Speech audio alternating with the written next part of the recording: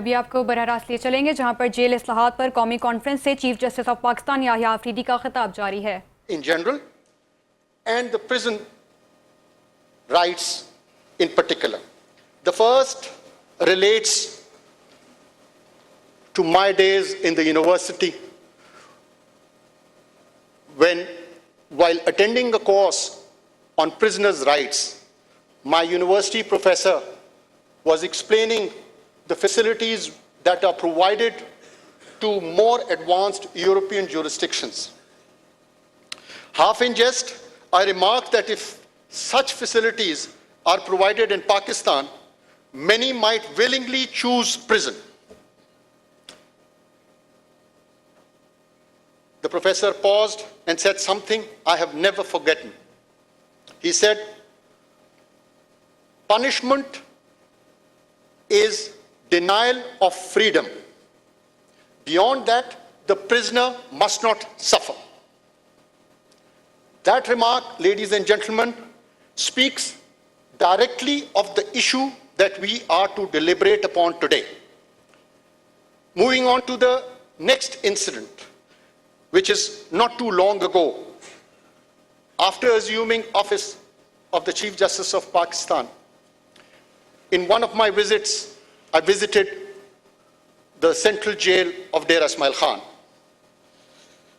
While walking through the barracks, I spoke with a death row inmate who had been convicted to death. And I asked him a few questions which would normally be asked by an inspecting judge. I asked him, do you have clean drinking water? Do you have adequate food? Do you have access to health care? In response, he looked at me and without hesitation said, sir, I do not need food, water to drink, or health care. Please ensure that my death appeal pending in the court since 2017 is decided. Ladies and gentlemen, that was not an inmate addressing his Chief Justice. It was one human being asking the other whether the system responsible for his life had remembered him at all or had forgotten about him.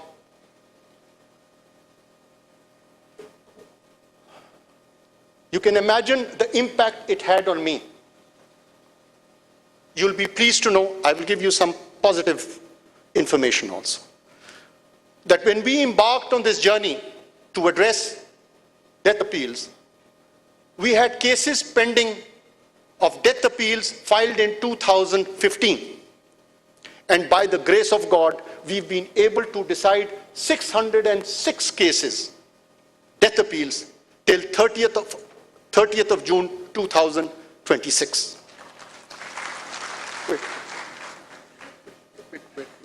Wait. You'll also be pleased to know that all cases filed prior to 31st of December 2025 have been decided, barring 3 cases which are fixed for Monday and Tuesday. 70 cases were filed after 1st of January 2026 till 30th, out of which 52 cases have been decided. We are left with 19. Very encouraging, but not enough. We have a long journey to go, but there is positive response coming from the courts. Now to why we are all together. Prisons, as we know, are constitutionally a provincial subject. Response coming from the courts. Now to why we are all together. Prisons, as we know, are constitutionally a provincial subject. The responsibility for prison administration rests with the provincial governments. The Constitution mandates that. This conference, therefore, is not for the judiciary setting goals or extending or redefining the limits of prison facilities. What this gathering truly represents is an opportunity for the provincial governments to come together under one roof, by choice and by shared responsibility, to address the challenge that affects not only the prison administration, no, but the functioning and credibility of the criminal justice system as a whole. This effort, which transcends beyond political divide, deserves earnest commendation. I sincerely thank each one of you. There's no doubt about that. Ladies and gentlemen, over the course of my judicial career, I have come to understand that the true measure of criminal justice system is not found solely in the courtroom or in judgments. If one wishes to assess whether the criminal justice system is functioning effectively, its strengths, its weaknesses, and the remedies required, one must look beyond statistics and just visit a prison. Prisons are the end point of the criminal justice process. They are the culmination of what commenced with the commission of that offense. How did the investigation proceed with the investigation? How did the prosecutors prosecute? How did the judiciary administer justice in coming to the conclusion? They expose the system's broader philosophies, its shortcomings, its abilities or inabilities to balance justice, public safety, and human dignity. As for judicial accountability is concerned, I do not stand here claiming that the criminal justice system is delivering perfectly. I'm not doing that. I'm very clear in that. We have judges duly conducting jail inspections, Criminal Justice Coordination Committee meeting regularly.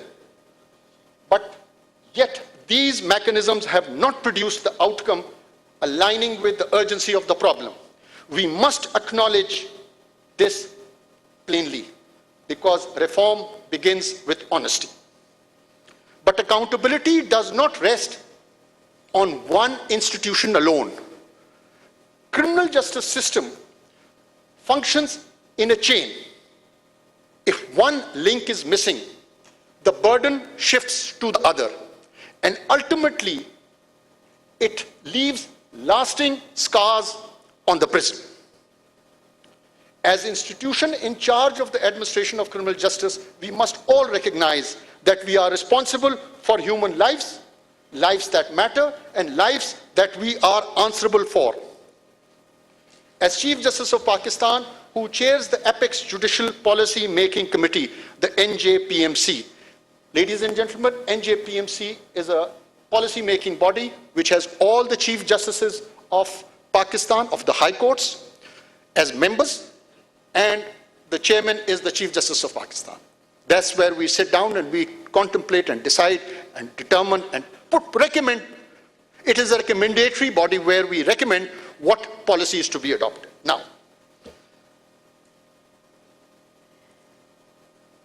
when I became the chairman of this committee, two fundamental issues had to be addressed.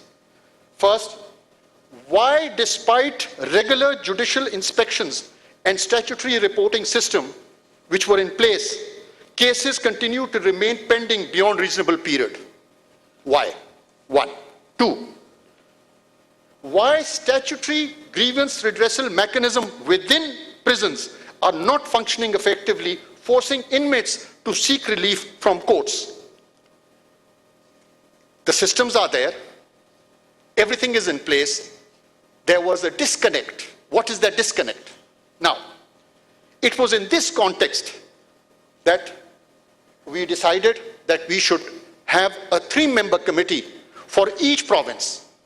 2 parliamentarians, 1 from the opposition, 1 from the treasury, both having served time in prison, and 1 promising young lawyer to assist them as coordinators in their visits to jails and in recommending in drafting their recommendations. Well, visits were done, recommendations were filed, They reached the NJPMC. We passed them on to the provincial governments. We said, these are the recommendations. Please, it is up to you how you want to proceed with it. We identified the systemic issues which required to be addressed. I must acknowledge and thank not only the parliamentarians, but also the coordinators of the committee for each province in their time, insight, and commitment devoted to this cause. If I may, I want to name for the province of Balochistan, Ms. Shakir Bibi, Mr. Haroon Bilal Sharif, for the province of Khyber Pakhtunkhwa, Ms. Aisha Bano for the province of Punjab, Ms. Amina Qadir for the province of Sindh, Ms. Haya Iman Zahid. Ladies and gentlemen, this conference for the first time has brought all provinces under one roof.